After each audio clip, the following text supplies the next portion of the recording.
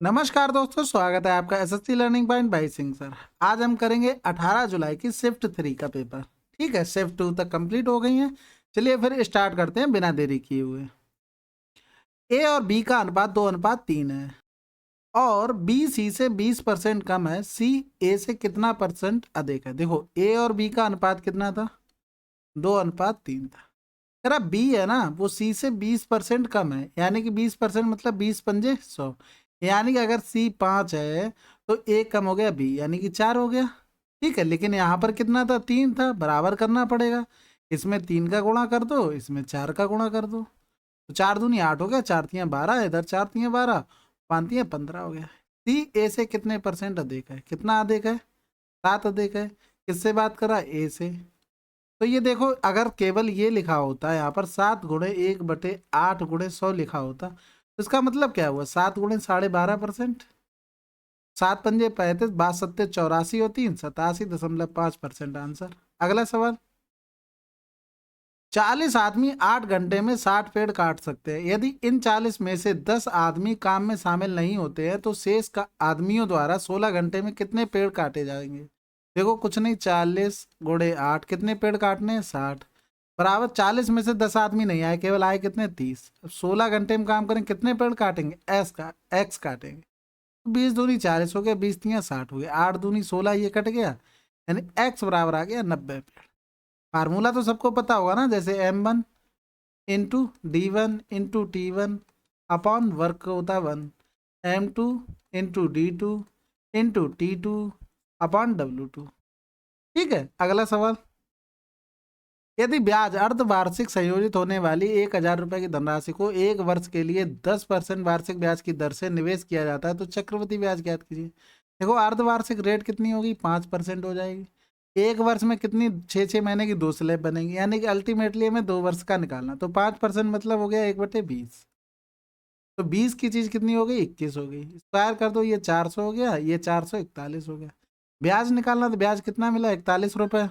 तो देखो, 400 की वैल्यू कितनी थी? 1,000, यानी 1,000/400 हो गया। हमें निकालना कितना था? 41 की वैल्यू।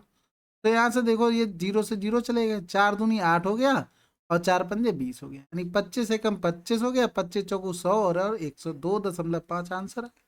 अगला सवाल। 1200 क्रय मूल्य वाले रेडियो का अंकित मूल्य कितना रखना चाहिए जिससे अंकित मूल्य पर 20% की छूट देकर बेचने पर भी दुकानदार पर उस पर 25% का लाभ ले? देखो, हमने बताया था, जो 25% क्रय मूल्य पे होता है उसका अपोजिट लिख दो, इधर छूट वाला लिख दो कॉस्ट प्राइस पे 80। यानी कि इसकी वैल्यू कितनी है? 80 की वैल्यू 1200। ये जीरो चला गया। 8 × 8 = 8×5 = 40, यानी 15 गुना हो रहा है। इसका भी गुणा कर दो 15, 15×5 = 75 हो गया, 15 और 12 180 और 7 187 हो गया। अगला सवाल। एक सेब और एक संतरे का विक्रय मूल्य 90 रुपए 40 रुपए है। यदि एक सेब एक संतरे की बिक्री पर प्राप्त प्रतिशत लाभ क्रमशः 50%, 100% है तो एक सेब और एक संतरे का कुल क्रय मूल्य कितना होगा? देखो, दोनों को हमने मान लिया कि 100 था, 100 था। इस पर अगर प्रॉफिट लेते 50%, 150 हो गया, इसकी वैल्यू 90 दी थी, तो 100 की वैल्यू कितनी हो गई? जीरो से जीरो चला जाएगा, यानी 0.6 हो गया। 0.6 का इसमें गुणा कर दो तो कितना हो गया? 60।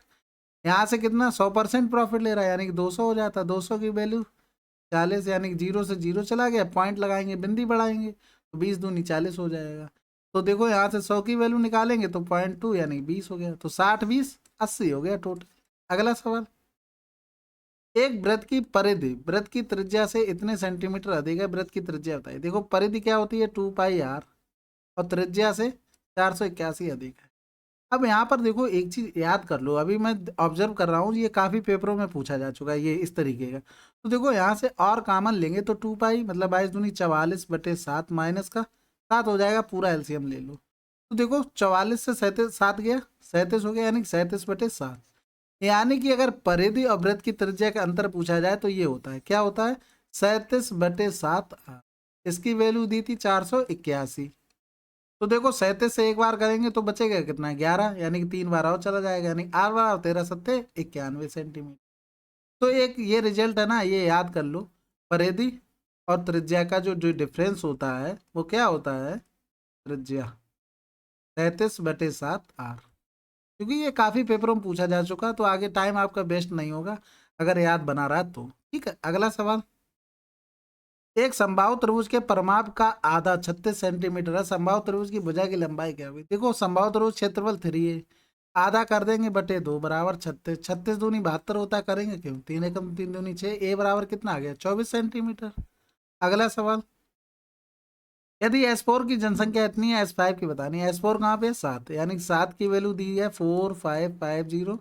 S5 कहाँ पर है? ये है। 11 की वैल्यू निकालें। 11 की डिविजिबिलिटी भी चेक कर सकते थे। और ये हो गया 7 पन्ने 35, 7 छक्का 42, 7 पंजे 35, यानी 0 6 5 11 और 6 1 7 हो गया। अगला सवाल। एक पिता और उसके पुत्र की औसत आयु 24 वर्ष है। 6 वर्ष बाद उनकी औसत आयु क्या होगी? 6 जोड़ दो, 24 6 30 वर्ष। क्योंकि उसकी देखो पिता भी 6 वर्ष बड़ा होगा और पुत्र की भी आयु 6 वर्ष बड़ी होगी, दोनों में 6 6 जोड़ेंगे तो कुछ नहीं, एवरेज में डायरेक्ट 6 जोड़ दो। अगला सवाल। देखो सिंप्लीफाई करके आंसर बताना। ये तो हो गया 110, यानी 110 माइनस 14 चौकू 56 हो गया, प्लस का 18 हो गया। तो इनको जोड़ दो, ये 8 हो गया, 2 हो गया, 128 माइनस 56 हो गया।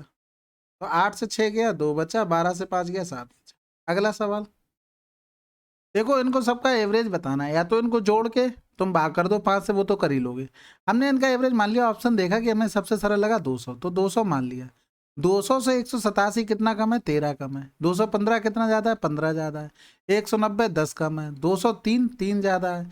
195 5 कम है। ठीक है, तो ये देखो माइनस वाले ये प्लस से कट गए, 13 से 3 जाएगा कितना? 10 बचेगा, यानी कि माइनस का 10। 5 लोगों में डिवाइड होना, 5 दूनी 10, यानी कि 200 से 2 कम रहा होगा एवरेज। 198 आंसर। अगला सवाल। निम्नलिखित में से कौन सा दो संख्याओं का महत्तम समावर्त और लघुत्तम समावर्त नहीं हो सकता? देखो हमें एचसीएफ का पता है कि दोनों में कुछ ना कुछ कॉमन होना चाहिए। देखो इसमें 15 15 चौकू 60 कॉमन है, 13 13 पंजे 65 कॉमन है, 12 12 दूनी 24 कॉमन है, 12 और 65 में कुछ कॉमन नहीं, तो यही आंसर हो गया। अगला सवाल। ब्याज की गणना त्रैमासिक चक्रवृद्धि आधार पर होने पर पी द्वारा 5000 की राशि को 5% की वार्षिक दर पर निवेश करने से एक वर्ष की परिपक्वता अवधि पर प्राप्त राशि ज्ञात कीजिए। अपना उत्तर निकटतम पूर्ण है। देखो कैलकुलेशन आती इन्हीं सवालों में काम। त्रैमासिक कह रहा है, यानी कि 12/3 करेंगे, 3 चौकू 12, यानी कि एक साल की और बात कर रहा है। यहाँ देखो एक साल में 4 4 महीने कितनी स्लैब बनेंगी? 3 स्लैब बनेंगी, यानी कि 3 स्लैब। 5%, 12 महीने की रेट 5%, 4 महीने कितनी हो जाएगी? 1/3 हो गया, यानी 5/3%। अब कैलकुलेशन आती है इन्हीं सवालों में काम। अब इसमें क्या करते हैं? ट्री मेथड को अप्लाई करते हैं सिंपल तरीके से। तो देखो इसका 5/300 करेंगे, परसेंटेज निकाल लें, 0 से 0 चला गया, यानी कि 250/3 आ गया। दूसरी साल भी 250/3 मिलेगा, तीसरी साल भी 250/3 मिलेगा। अब 250/3 का 5/3% कर लो, 250/3 का 5/3%। ठीक है, ये 0 से 0 चला गया, 5 छक्का 30 हो गया, यानी कि 25/18 हो गया। अब नीचे इसका भी मिलेगा, इसका भी मिलेगा, यानी कि 2 गुना कर दो, यानी कि 50/18 हो गया। अब सिंपल सबको जोड़ दो, क्योंकि अब बाकी जब आगे करेंगे तो पॉइंट में आ जाएगा। ठीक है, तो इसको देखो 25 दिए 75, 750/3 हो गया, प्लस का 25/18, प्लस का 50/18। यहाँ से करेंगे 18 एलसीएम, 6 18, 0 6 पंजे 30, 6 7 42 3 45, प्लस का 75 हो गया, यानी कि इधर से हो गया 45 75/18। 5 4 9 7 5 12, 3 से कट जाए, 3 6 18, 3 एकम 3 हो गया, एक बचा, 3 पंजे 15 हो गया, 3 दूनी 6, 3 पंजे 15 हो गया। 6 से काटोगे 6 दूनी 12 हो गया, 3 बचा, 6 पंजे 30 हो गया, 2 बचा, 6 चौक 24, यानी कि 254 हमें जोड़ना है किस में? 5000 में। 254 जोड़ दो, तो 4 5 52, 5254 के आसपास ये आंसर हो गया। तो देखो अब क्या होता है, जैसे इजी सवाल आते हैं, जैसे पेपर 10 से 12 मिनट में हो जाता है, या मान लो 15 मिनट में हो जाता है, इजी सवाल होते हैं तब। अब कुछ सवाल इस टाइप के कठिन होते हैं ना, तो अगर पेपर तुमने इजी सवालों को बहुत जल्दी कर लिया, जैसे 9 मिनट में कर लिया मान लो, तो ये सवालों में टाइम लगाना पड़ेगा ना, तो आप इसमें टाइम दे सकते हैं। और फिर कैलकुलेशन फास्ट होनी चाहिए, नहीं तो आप घबरा गए, पता लगे ऐसी रेट आ गई, ये टाइम आया, इतना लगेगा। नहीं नहीं, प्रैक्टिस होनी चाहिए, ऐसे सवालों पे भी प्रैक्टिस होनी चाहिए, तभी वहाँ पे आप निडर होके कर पाएंगे। चलिए फिर अगला सवाल करते हैं। एक थैले में 5 रुपए 10 रुपए के सिक्के इस प्रकार है कि उनकी संख्याओं का गुणनफल 135 है और थैले में कुल धनराशि 165 है। 10 रुपए के सभी सिक्कों की कुल धनराशि कितनी होगी? देखो सिंपल सी, हमने जैसे मान लिया एक्स और वाई के अनुपात में थे, तो इनका गुणनफल दिया 135 और 165 रुपए कुल थे, यानी कि 5x प्लस का 10y बराबर कितना हो गया 165, यानी x प्लस 2y बराबर 33 हो गया। सिंपल सा देखो, यहाँ से 135 को तोड़ना पड़ेगा, 15 ने में 135 होता है, वैल्यू पुट करके देखो, 15 प्लस 9 दूनी 18, 8 5 13 1 3, हासिल लगा 1 2 1 3, सेटिस्फाइड हो गया। हमें बताना कि 10 रुपए के सभी सिक्कों की कुल धनराशि, 10 के कितने थे 9 थे, और टोटल 10, 10 ने में 90। अगला सवाल देखो, इसको सरल करके मैं बताना था, कुछ नहीं ज़्यादा टफ नहीं है, लेकिन फिर भी करना पड़ेगा, क्या करोगे। तो देखो 2 × 1/3 था, बटे हो जाएगा 10। ये समझ सकते हो आप, कॉपी पेन पे करना क्यों हो रहा है। 2 गुणे हो गया 3, बटे में 1 था तो यहाँ भी हो गया 10। ठीक है, इसको कर सकते हैं 2 × 5 = 10, यानी कि 1/15 प्लस 2 × 5 = 10 कर लो, 3/5। तो ऊपर वाले को सॉल्व किया तो ऊपर वाले में क्या मिला, 3 × 9 = 10/15, यानी 2 × 5 = 10 हो गया, और सॉरी 5 × 10 हो गया, 5 × 3 = 15, 2/3 तो मिल गया ऊपर। नीचे देखो 0.1 माइनस 2 दूनी 4 हो गया, यानी 0.04 हो गया। इनको अगर जोड़ते हैं तो घटाना पड़ेगा, जोड़ोगे क्यों भाई, तो 0.1 से 0.04 घटा, 10 से 4 गया 6 बचा, यहाँ 0 बचा 0.0 से, तो 2/3 बटे में 0.06, ये तो चला जाएगा कहाँ, यहाँ पर। ठीक है, तो 2 × 100/3 × 6, तो 2 3 6 हो गया, यानी कि 100 बटे कितना आ गया, 3 3 9 आ गया, आंसर आ गया। अगला सवाल, यदि करण और किरण ने 4,000 5,000 के निवेश क्रमशः x और y महीनों की अवधि के लिए किए, और यदि करण ने 52,000 के लाभ में से 32,000 प्राप्त किए, तो x y का अनुमान बताइए।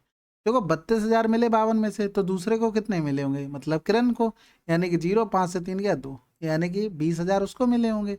तो देखो 4,000 इंटू एक्स बटे 5,000 इंटू वाई बराबर कौन था, ऊपर करण था, तो करण का मान ऊपर लिखेंगे, 32,000 बटे 20,000, जीरो चले गए 3।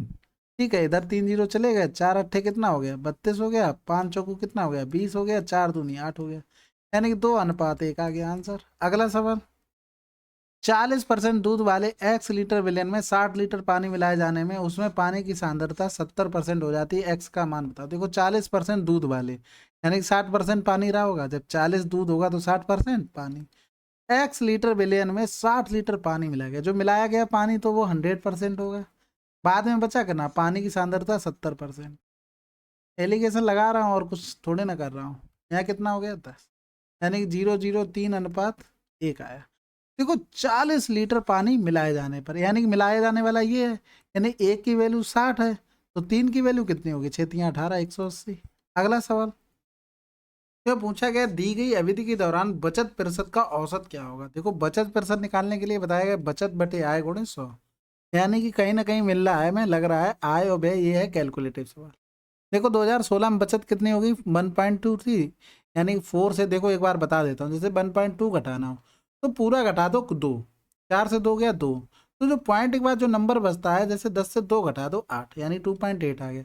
अब जैसे मान लो 4 से हमें घटाना होता 1.28, तो 4 से पूरा 2 गया कितना 2, फिर 2 नंबर आ गए ना, यानी 100 से 28 माइनस करना पड़ेगा, यानी 76 आ जाएगा। ठीक है, सॉरी 72 आ जाएगा।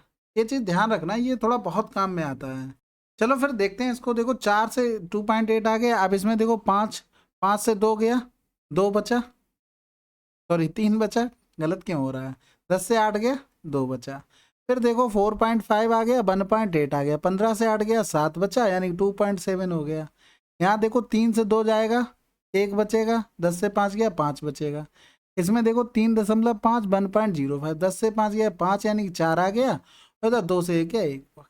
ठीक है, अब हमें क्या निकालना था, बचत प्रतिशत निकालनी थी, यानी 2.8/4 करते इंटू 100 करेंगे, यानी सभी में 100 होगा, 100 ले लो common, plus 3.2 divide by 5 plus का 4.5 अपॉन में आ जाएगा 2.7/4.5, और प्लस में 1.5/3 हो गया, प्लस में 1.45/3.5 हो गया, काट दो 4 सत्ते 28 हो गया, 5 छक्का 30 हो गया, 5 चौकू 20 हो गया, 9 तिया 27 हो गया, 9 पन्ने 45, 5 छक्का 30, यानी 0.6 आ गया, 3 पंजे 15 हो गया, 5 सत्ते 35 हो गया, 5 दूनी 10 हो गया, और 5 ने 45 हो गया, एक जीरो नीचे और बढ़ गया।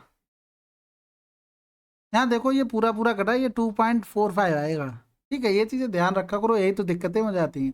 तो यहाँ पर हो गया 49, नीचे हो गया 70, सत्तू सत्तू 49 यानी 0.7। अब सबको जोड़ दो, देखो 4 केवल 0.4 हो गया, 7 6 13, 13 6 19, 19 और 5 24, 24 और 7 31। ठीक है, 31.4 आ गया, यानी 3.14 आ गया। बटे क्या करना है हमें, 6 5, क्योंकि कितने लोगों का था, 5 लोगों का था। गुणे में क्या था, 100 था। तो 5 छक्का 30 हो गया, 5 दूनी 10 हो गया, 5 अट्ठे 40। पॉइंट लगा था, हटा देंगे पॉइंट तो ये चला जाएगा पूरा पूरा, यानी कि 62.8 आंसर आ गया तुम्हारा। ठीक है, देख लेना थोड़ा बहुत अगर कहीं गलत हो तो उसको रेक्टिफाई कर लेना। चलिए फिर अगला सवाल करते हैं। ट्रेन टी की लंबाई से 3 गुना लंबाई वाले प्लेटफॉर्म को 28 सेकंड में पार करती है। तो ट्रेन एल द्वारा एल से 2 गुनी लंबाई वाली एक स्थिर ट्रेन टी को पार करने में लिया गया कुल समय क्या होगा। देखो, यही सवाल इस टाइप के होते हैं जो एक बार पढ़ने में समझ में नहीं आते हैं, उनको स्किप करना होता है। ठीक है, फिर वो आके जब टाइम बचता है तो उनको कहते हैं। तो देखो, सवाल शुरू तो यहाँ से हो रहा है। क्यों हो रहा है, क्योंकि यहीं से पकड़ना है। ट्रेन एल, एक ट्रेन कौन सी थी, एल द्वारा एल से दुगनी लंबाई वाली एक स्थिर ट्रेन टी, यानी कि एक ट्रेन एल हो गई, एक ट्रेन हो गई हमारी टी। अगर इसकी लंबाई एक्स है तो इससे 2 गुनी लंबाई यानी 2x हो गया। अब वो कह रहा है कि ट्रेन टी की लंबाई से 3 गुना लंबाई वाला प्लेटफॉर्म, यानी प्लेटफॉर्म 3 दूनी कितना हो जाएगा, 6x हो जाएगा। यानी कि जब एल जा रही है 28 सेकंड में तो क्या करेगी, 6x प्लस एक्स बटे 28 सेकंड लेगी। अब दूसरे में क्या कर रहा है, स्थिर ट्रेन टी को कर रहा है यानी एक्स, और क्या कर रहा है कि खुद की भी लंबाई लेगा वो, तो 2x बटे कितना समय लेगा, एक्स। ये सवाल था और बिल्कुल अच्छा सवाल था, ऐसा नहीं है कि ये हलवा था। वहां पर टाइम लगता, पेपर में अगर समझने बैठते तो टाइम समझने, एक्स नहीं, यहाँ पर बाई समय ले लो या टी ले लेते। तो ये 7 चौक 28, बाई बराबर कितना आ गया, 12 से। अगला सवाल, प्रिया अकेले 15 दिनों में काम करती है, प्रिया और स्नेहा 10 दिनों में करती है। स्नेहा अकेले, यानी 15 हो गया, 10 हो गया, एलसीएम लेंगे तो 30 हो गया, 15 दूनी 30, 10 तियाँ 30, इसकी 2 हो गई तो एक की 1 बची होगी, यानी 30 बटे आंसर आ गया। इनमें कुछ करना नहीं होता, बहुत प्रैक्टिस कर लिए हो अब तुम लोग। अगला सवाल, बादाम के मूल्य में पहले 40% की वृद्धि हुई और फिर 2 बार 25%, 20% की कमी हुई। यदि बादाम का नया मूल्य इतना है तो इसका प्रारंभिक मूल्य क्या था। प्रारंभिक एक्स था, 40% की वृद्धि हुई यानी 140 बटे 100 हो गया। 25% और 20% कमी हुई, 25 चौकू 100 यानी 3/4, 20 पंजे 100 यानी 4/5 बराबर 540 हो गया। जीरो से जीरो चला गया, 14 से काट दे, 14 तियाँ 42 होता है, 14 नए में 126 होता है। 3 से काट दो, 3 एकम 3, 3 तिरका 9 हो गया। 4 से 4 चला गया, एक्स बराबर 13 पंजे 65, एक जीरो ये बचा था, ध्यान रखो। अगला सवाल, एक नाव की चाल धारा के प्रतिकूल और धारा के अनुकूल क्रमशः इतनी और इतनी है, तो नाव द्वारा स्थिर पानी में 90 मिनट की कितनी दूरी तय करनी पड़ेगी। स्थिर पानी है यानी नाव अपनी चाल से चलेगी, यानी कि दोनों को जोड़ के 2 का भाग कर दो, नाव की चाल आ जाएगी। 4 और 3 2 5 बटे 2 कितनी आ गई, 27 किलोमीटर प्रति घंटा। ये पिछले वीडियो में बता चुका हूँ कैसे होता है। ठीक है, तो 27 और 90 मिनट, 90 मिनट को घंटे में चेंज कर लो, तो 3 तिरका 9 हो गया, 3 दूनी 6 हो गया, 27 नहीं है 81 बटे 2 हो गया। 2 चौकू 8 भाग जाएगा ना, जीरो पंजे यानी 40.5। अगला सवाल, यदि राज्य ए में 3 नए जिले, सी में 4 नए जिले, डी में 6 नए जिले बनाए जाते हैं तो प्रति राज्य जिलों की औसत संख्या और राज्य ई में जिलों की संख्या के बीच अंतर की गणना कीजिए। कोई नहीं, जोड़ दो सबको, 8 4 12, 12 हो तो 14, 14 हो तो 16, 1 17 के साथ हासिल लगा, 1 5 हो गया, 5 3 8, 3 11, 11 और 7 18 हो गया। यहाँ कितने बड़े, 4 3 7 6 13, यानी कि यहाँ जोड़ेंगे टोटल 200 हो गया। 200 बटे 5 एवरेज आ गया, 5 चौको 20। ई में कितने थे, 31, 40 और 31 का डिफरेंस 9। अगला सवाल, 35 सेंटीमीटर ऊंचाई, 10 सेंटीमीटर आधार त्रिज्या वाले एक बेलन से 10 सेंटीमीटर व्यास की कितनी गोलाकार गेंदें बनाई जा सकती हैं। देखो, पाई आर स्क्वायर एच बराबर होता है 4/3 पाई R1 क्यू। ठीक है, यहाँ से पाई से पाई चला गया। आर स्क्वायर की वैल्यू 10 सेंटीमीटर त्रिज्या थी, यानी 10 × 10, ऊंचाई 35 थी, 4/3 हो गया। व्यास 10 था, 10 की कितना यानी 5 × 5 × 5 हो गया। और एन गोलियां बनाई गई, तो 4 से काटेंगे ये 25 हो गया, 25 से ये चला गया, 5 7 35 हो गया, 7 3 21 आंसर आ गया। अगला सवाल, 30 वस्तुओं का क्रय मूल्य एक्स वस्तुओं के विक्रय मूल्य के बराबर है, यदि लाभ 20% है तो एक्स का मान बताओ। देखो सिंपल सी बात ये थी, 30 वस्तुओं का क्रय मूल्य एक्स वस्तुओं के सेलिंग प्राइस के बराबर था, यानी कि selling price cost price upon selling price बराबर क्या हो गया, एक्स बटे 30। 20% का प्रॉफिट हो रहा है, यानी कि क्या हुआ होगा, सेलिंग प्राइस बड़ा होगा बटे एक्स। प्रॉफिट किस पे निकालते, कॉस्ट प्राइस में, इंटू 100, वैल्यू थी 20, 20 पंजे 100 हो गया, यानी कि 5×3 = 15 हो गया, माइनस का 5x बराबर क्या हो गया, x हो गया। तो 6x बराबर हो गया 150, यानी x बराबर क्या हो गया, 6×2 = 12, 6×5 = 30, 25 आ गया। ठीक है, अगर थोड़ा दिमाग लगाते तो और जल्दी हो सकता था। कैसे हो सकता था वो देख लो। तो देखो 20% का प्रॉफिट हो रहा था, अब कितनी वस्तुएं, 30 वस्तुओं कॉस्ट प्राइस के बराबर था, तो यही बराबर करना था। 100 की अगर वैल्यू निकालते तो 30/120 गुणे 100 हो गया, 0 से 0, 3×4 = 12 हो गया, 4×2 = 8, 4×5 = 20, 25 वस्तुएं आ जाती। ठीक है, तुम्हारी शिफ्ट 3 कंप्लीट हो गई 18 तारीख की, सभी पेपर कंप्लीट हो गए हैं, आप करेंगे 19 तारीख का। ठीक है, कोशिश कर रहा हूँ जल्दी जल्दी कंप्लीट कर लें, लेकिन क्या करें, बहुत शिफ्ट है ना, 48 शिफ्ट हैं, तो इनको टाइम लगता है भाई करने में। बाकी आप लोग पढ़ते रहिए, मिलते हैं अगले वीडियो में, तब तक के लिए जय हिंद जय भारत।